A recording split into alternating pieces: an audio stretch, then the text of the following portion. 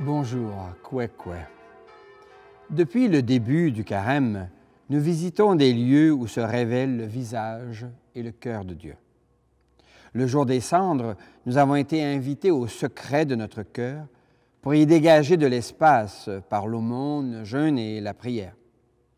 Puis nous avons suivi Jésus au désert pour y accueillir la présence de Dieu au cœur de ce qui nous déshumanise, les tentations.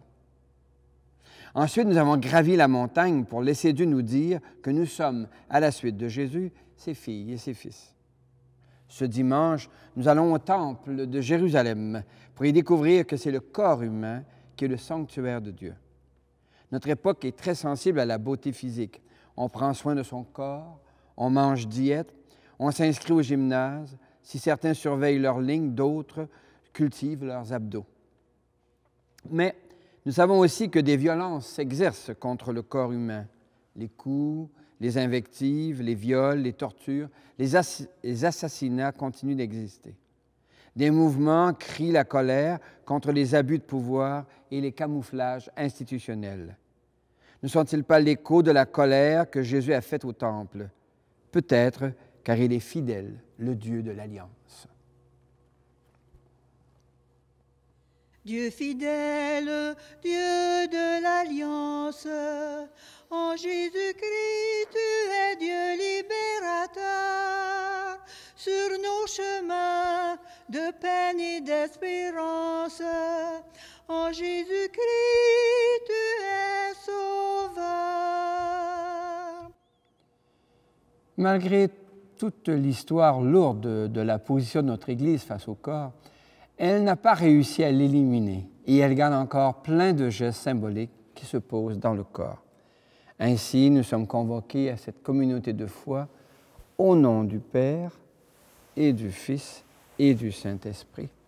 Amen. Le corps humain est une merveille d'équilibre. Il est aussi ce par quoi nous expérimentons la nature, la rencontre des autres et même la rencontre de Dieu. Saint Thomas d'Aquin insiste, la connaissance s'acquiert par les sens. Ne dit-on pas, ça tombe sous le sens. Mais le corps est aussi un lieu de fragilité, de finitude et d'inquiétude, d'où parfois un certain mépris pour le corps. Dans le sillage d'une certaine sagesse, on lui préfère le monde de l'esprit, le monde de l'âme, comme si l'esprit ou l'âme pouvait être sans ce corps dont l'Église nous invite à découvrir l'importance, la beauté, l'unicité. Prions. Seigneur, le corps humain pose question. Lieu d'émerveillement, il est aussi un lieu de fatigue, de maladie, de déchéance. Un lieu que certains violent, torturent ou assassinent. Donne-nous un regard profond sur le corps humain. Donne-nous d'y lire ta présence et d'en faire un sanctuaire, puisque tu le convoques à l'éternelle vie en Jésus. Aujourd'hui, ce soir, demain, et tous les jours, pour les siècles des siècles. Amen. Gloire au Christ, sagesse éternelle du Dieu vivant. Gloire à toi, Seigneur. Gloire au Christ, sagesse éternelle du Dieu vivant. Gloire à toi, Seigneur. Le Seigneur est déjà avec toi. Annonce d'une bonne nouvelle pour notre libération en Jésus-Christ selon Saint Jean. Que cette parole soit dans ma mémoire pour que je m'en souvienne, sur mes lèvres pour que je la dise et dans mon cœur pour que j'en vive. Comme la fête de Pâques approchait, Jésus monta à Jérusalem. Il trouva installés dans le temple les marchands de bœufs, de brebis et de colombes, et les changeurs. Il fit un fouet avec des cordes et les chassa tous du temple, ainsi que leurs brebis et leurs bœufs. Il jeta par terre la monnaie des changeurs, renversa les comptoirs et dit aux marchands de colombes, « Enlevez cela d'ici, ne faites pas de la maison de mon Père une maison de trafic. » Ses disciples se rappelèrent cette parole de l'Écriture, « L'amour de ta maison fera mon tourment. » Des gens l'interpellèrent. « Quel signe peux-tu nous donner pour justifier ce que tu fais là? » Jésus leur répondit, « Détruisez ce temple, et en 3 jours je le relèverai. » On lui répliqua, « Il a fallu 46 ans pour bâtir ce temple, et toi, en 3 jours, tu le relèverais. » Mais le temple dont il parlait, c'était son corps. Aussi, quand il ressuscita d'entre les morts, ses disciples se rappelèrent qu'il avait dit cela. Ils crurent aux prophéties de l'Écriture et à la parole que Jésus avait dite. Pendant qu'il était à Jérusalem pour la fête de la Pâque, beaucoup crurent en lui à la vue des signes qu'il accomplissait. Acclamons Jésus, parole de Dieu. Gloire au Christ, sagesse éternelle du Dieu vivant. Gloire à toi, Seigneur.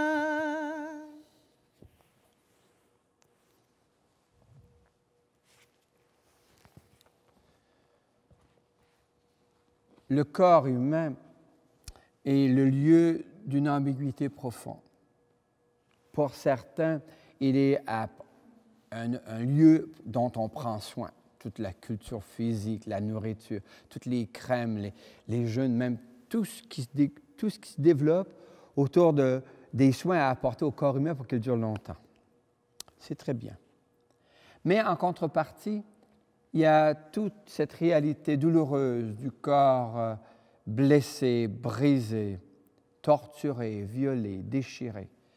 Et on ne peut pas éviter cette ambiguïté.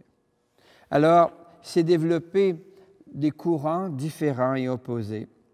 Un premier, un mouvement de sagesse qui va, je dirais, fuir la réalité du corps comme cette enveloppe quasi inutile ou une prison pour l'âme ou l'esprit. Et dès lors, on va cultiver les hautes sphères pour pouvoir s'échapper de ce corps qui est le nôtre, dont nous serions prisonniers. À contrario, dans la tradition juive et chrétienne, on a un autre mouvement, probablement plus minoritaire, mais qui, à mon avis, a plus de chances de nous apporter vers quelque chose de positif. Le corps humain, c'est le lieu par lequel moi, je prends contact avec les autres, je m'ouvre à la réalité extérieure. Je deviens ce par quoi je détecte les informations que je vais analyser par l'intérieur.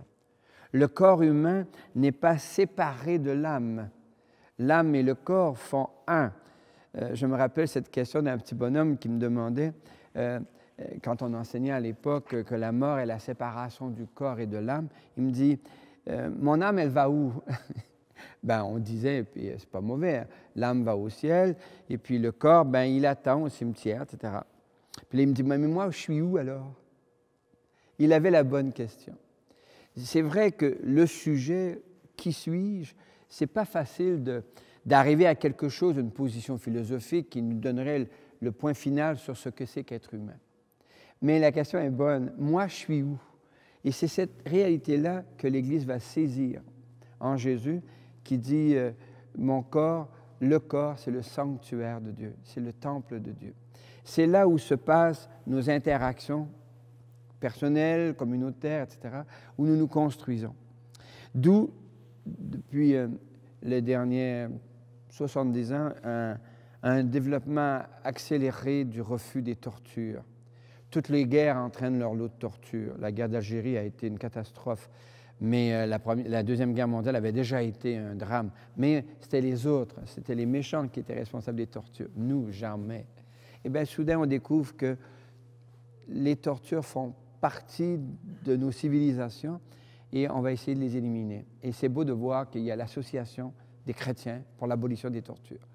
Et probablement que c'est lié à ça. En 1950, l'Église catholique va, on dira dans le langage, dans le jargon de notre Église, va déclarer le dogme de l'Assomption.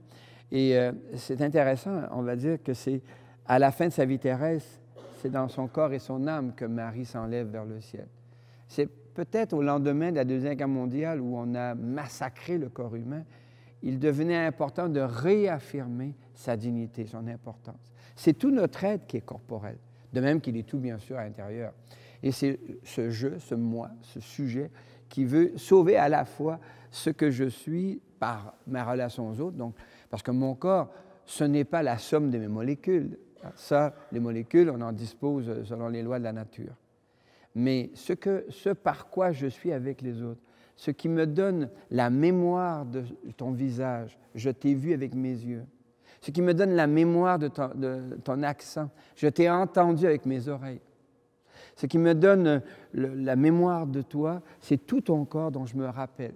Et une relation profonde se crée. D'ailleurs, saint Paul dira que dans la résurrection, nous prenons notre corps psychique. Alors, qu'est-ce qu'il veut dire? On ne sait pas trop. Mais l'important, je pense, se ramène à ce petit bonhomme qui me demande « Mais moi, je suis où? » Et la foi chrétienne nous dit c'est la totalité de ton être qui est important. Je me rappelle avec beaucoup d'émotion ces mouvements de jeunesse ouvrière catholique où on avait, dans cette époque-là, le slogan, je rappelle à la basilique Saint-Denis, la grande pancarte, là, « Un seul jeune travailleur vaut plus que tout l'or du monde. » On pourrait reprendre ça aujourd'hui, là. Une seule jeune femme vaut mieux que tout l'or du monde. On a à retravailler non seulement les questions de torture, d'injustice, de viol, et tout le courant là, qui se développe présentement depuis quelques années, là, moi aussi, dans le monde artistique, et les scandales qu'on dénonce dans notre Église, tout ça est très utile pour redécouvrir l'importance dans laquelle nous tenons le corps humain. Et il faut dépasser et accentuer, je dirais, avec l'économie. Est-ce que nous développons des conditions de travail qui favorisent le corps humain? Pas toujours. Hein. Alors, on a beaucoup de travail à faire. L'essentiel est sans doute de revenir dans l'Évangile d'aujourd'hui à un Jésus qui dit, la première Église qui dit le corps est le sanctuaire de Dieu. Alors toi, chacune de nous, et ça devient important quand on rencontre des personnes dont le corps est blessé, des personnes handicapées, des personnes qui ont vieilli, des personnes malades. Le corps est fragilisé, mais il est encore le lieu de la dignité. Et ça entraîne toutes sortes de conséquences éthiques sur lesquelles on pourra développer en d'autres lieux. Donc, le message aujourd'hui en ce carême, où on approche tranquillement de Pâques, c'est que la lumière de Pâques, la victoire de Jésus sur les forces de mort, s'applique, rayonne, irradie à travers la réalité corporelle. Que le souffle de Dieu achève en toi ce qu'il a bien commencé. Amen. Maranatha.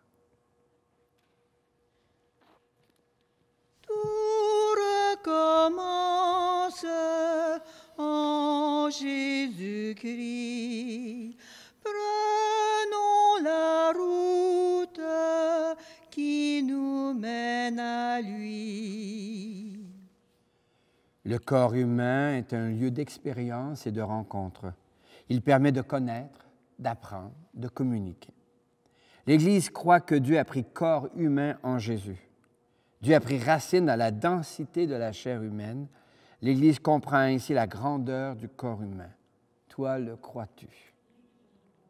L'Évangile de ce jour rappelle que la première communauté chrétienne affirme que la mort ne réussit pas à détruire Jésus. Jésus dépasse la mort dans un corps qui le garde capable de rencontres et de relations avec nous. Il est le vivant. Par la foi et les rites, l'Église t'invite à te greffer sur le corps de Jésus que rien n'a pu détruire. Tu deviens aussi un temple de Dieu que la mort ne saura détruire. Toi, le crois-tu? L'Église affirme que le corps humain est le sanctuaire de Dieu. Nul n'a le droit de le détruire, de le briser, de le torturer, de le violenter. Toi, le crois-tu? Oui, je crois et j'ai confiance en toi, Seigneur. Je crois et j'ai confiance en toi, Seigneur. La première communauté chrétienne découvre dans le relèvement de Jésus la force d'un amour qui dépasse la mort. Ainsi, la mort ne peut détruire le corps de Jésus, qui est le sanctuaire de Dieu. Or, par la foi, nous sommes greffés à ce Jésus. Et toute personne et toutes les personnes sont investies de la même dignité. Pourtant, nombre de nos sœurs et de nos frères voient leur dignité bafouée par des violences qui traversent l'histoire. Pour mes silences, mes complicités, pour l'omerta, la sauvegarde de l'honneur des familles ou des institutions, au lieu de l'intégrité des enfants, des femmes et des hommes, brisés par les abus de pouvoir, je m'agenouille devant toi, Seigneur. Me voici, pardon. Pardonne Pardonne-moi mes manques d'amour. Pardonne-moi, je suis ton ami, Seigneur Jésus. J'ai parfois brisé la paix de mes amis. J'ai même triché pour sauver un ennui. Oui, heureux le cœur qui a reçu de toi le courage pour tout changer. Pardonne-moi mes manques d'amour. Pardonne-moi, je suis ton ami, Seigneur Jésus. Osons présenter nos demandes au Seigneur qui se fait proche de nous en ce temps de carême. Avec un refrain de la tradition grecque, chantons Kyrie eleison. Kyrie Christe, Kyrie eleison. Pour l'Église de Dieu. Notre Église, comme la plupart des institutions, a préféré protéger son honneur et a couvert des abus de toutes sortes. Elle a même autorisé les tribunaux de l'Inquisition à se servir des tortures. Nous te prions, Seigneur, afin que ce temps de carême amène notre Église à s'engager davantage dans la promotion de la dignité de chaque personne et de toutes les personnes sanctuaires de ta présence. Seigneur, prends pitié de nous. Kyrie Christe, Kyrie eleison. Pour les sociétés humaines, le droit international a développé la notion d'une raison d'État qui autorise nombre d'exactions contre les personnes, les tortures et les camps d'extermination, les bombardements de cibles civiles, les champs de mines antipersonnels, les arrestations et les procès sommaires existent. Par ailleurs, les conditions de travail détruisent trop souvent la santé et l'équilibre de nombre de jeunes travailleurs. Seigneur, inspire aux responsables des États le respect des corps humains, sanctuaire de ta présence. Seigneur, prends pitié de nous. Kyrie Christe, Kyrie eleison. Pour les jeunes, nombre de jeunes ne savent pas comment respecter leur corps, ni faire respecter leur corps. Les écrans sont couverts du sang des violences gratuites. Les jeux vidéo pètent de violence. Le langage populaire sombre dans des excès de violence. La pornographie atteint même les âges les plus tendres. Des abus de toutes sortes brisent nombre de nos jeunes, même en Église et dans nos petits villages. Nous te prions, Seigneur, afin que ce temps de carême donne à des jeunes la joie de se découvrir sanctuaire de ta présence et la force d'appeler à l'aide. Seigneur, prends pitié de nous. Kyrie Christe, Kyrie eleison. Pour nos communautés, nos petites communautés sont traversées aussi d'abus de pouvoir et de violence dans les familles et dans la société. Nous te prions, Seigneur, afin que ce temps de carême réveille dans les petites communautés le courage de protéger la dignité des personnes. Seigneur, prends pitié de nous. Kyrie Christe, Kyrie eleison. Seigneur, nos corps sont le sanctuaire de ta présence. Donne-nous de nous en émerveiller et d'en défendre la dignité, aujourd'hui, ce soir, demain et dans les siècles des siècles. Amen.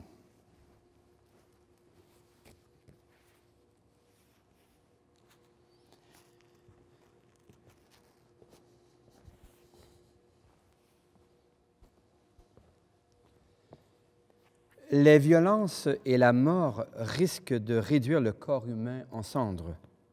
Les fours crématoires d'Auschwitz l'ont illustré de façon cynique. Les urnes funéraires le montrent d'une autre façon. Or, la foi chrétienne affirme, à la suite de Jésus, que la vie peut renaître de ses cendres. Voici le pain, voici le vin, pour le repas et pour la route. Voici ton corps, voici ton sang. Entre nos mains, voici ta vie qui renaît de nos cendres. Source d'eau vive pour notre soif, pain qui ravive tous nos espoirs. Voici le pain, voici le vin, pour le repas et pour la route. Voici ton corps, voici ton sang. Entre nos mains, voici ta vie qui renaît de nos cendres.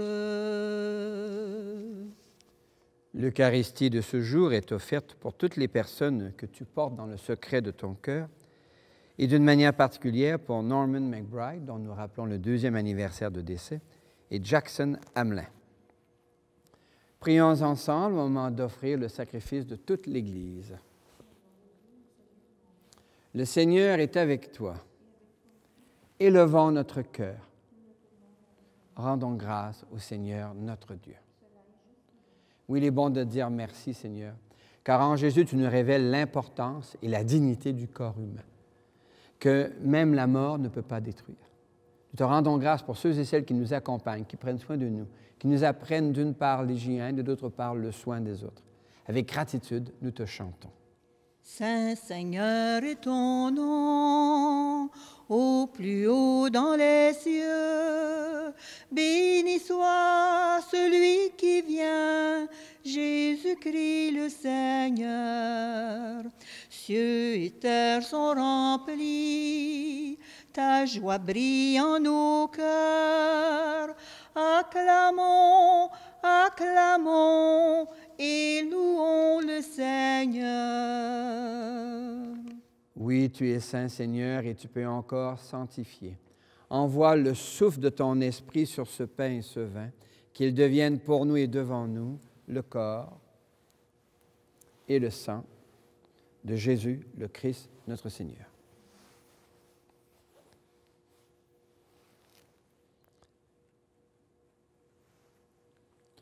La veille de son repas, il prit le pain, il le bénit, il le rompit de ses propres mains, il rendit grâce et le donna à ses proches en leur disant « Prenez et mangez-en tous, ceci est mon corps livré pour vous. »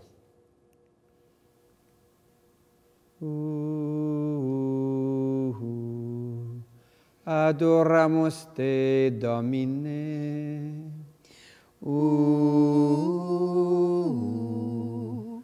Adoramus te, ô Christe.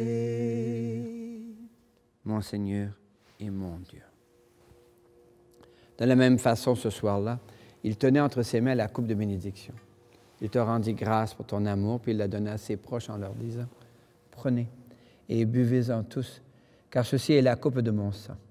Le sang d'une alliance nouvelle et éternelle qui sera versé pour vous et pour la multitude en rémission des péchés. » Et il leur dit encore, quand vous ferez cela, vous le ferez en mémoire de moi.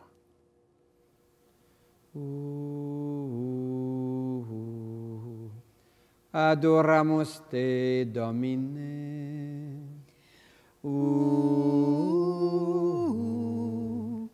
Adoramus te, o Christe. Il est grand le mystère de la foi. Nous proclamons ta mort, Seigneur Jésus.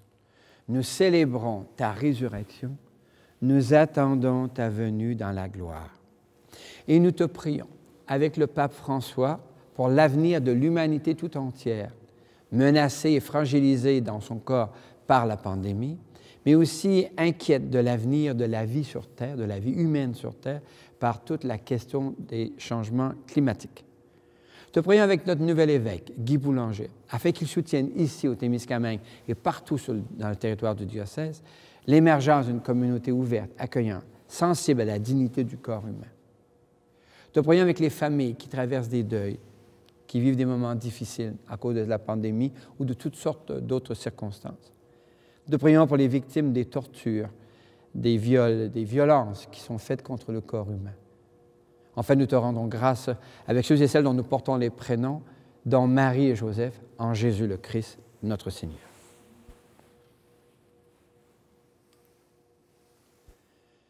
Par lui, avec lui et en lui. À toi, Dieu le Père Tout-Puissant, dans l'unité du Saint-Esprit, tout honneur et toute gloire pour les siècles des siècles. Amen.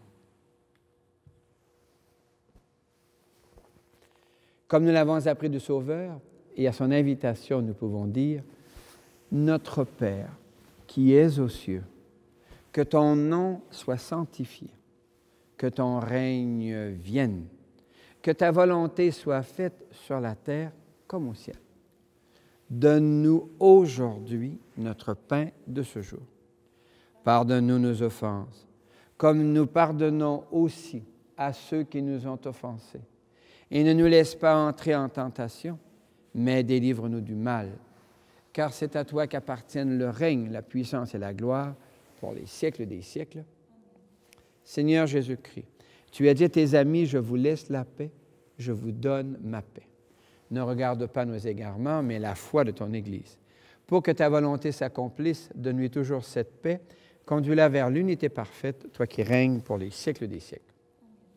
Et que la paix, qui est Dieu lui-même qui s'invite dans ton corps pour l'habiter et en faire son sanctuaire, soit déjà et toujours avec toi. Miigwech, merci beaucoup. Paix sur terre, à toi mon frère. Paix sur terre, à toi ma sœur. Agneau de Dieu, qui enlève le péché du monde, prends pitié de nous. Agneau de Dieu, qui enlève le péché du monde, prends pitié de nous.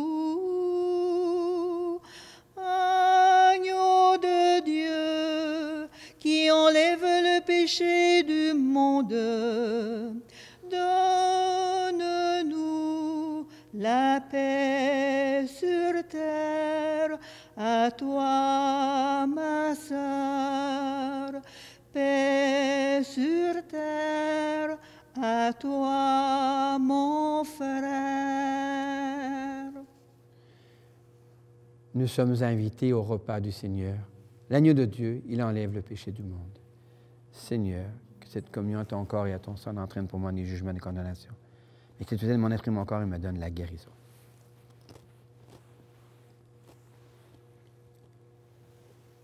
Si tu détruis ce qui opprime l'homme, si tu relèves ton frère humilié, la nuit de ton combat sera lumière de midi. Est-il possible de vivre de la gratitude lorsque l'on constate toutes ces violences contre les corps humains? Oui, des associations se créent comme l'Association des chrétiens pour l'abolition de la torture. le vicariat de la solidarité pour s'opposer aux violences de la dictature au Chili sous le régime de Pinochet. Tous ces mouvements au Québec et dans le monde qui dénoncent la culture du viol et de l'impunité dans le monde des arts, des professions et même de l'Église. Le pape François vient de dégommer le cardinal Théodore Mécaric pour que cesse la loi d'impunité dans notre Église. Oui, des gens luttent contre les violences qui détruisent la dignité des autres. Oui, notre Organisation catholique pour le développement et la paix s'engage en notre nom et promeut la dignité humaine. Merci Seigneur, Maranatha. Le Seigneur est avec toi. Que le Dieu fidèle t'attire au temple de Jérusalem, qu'il t'y fasse redécouvrir la beauté du corps humain et la grandeur de ta dignité, qu'il renforce en toi la certitude de ta dignité absolue, que Dieu te bénisse et te garde, au nom du Père et du Fils et du Saint-Esprit. Le Dieu fidèle garde son alliance. Dieu fidèle, Dieu de l'Alliance, en Jésus-Christ, tu es Dieu libérateur.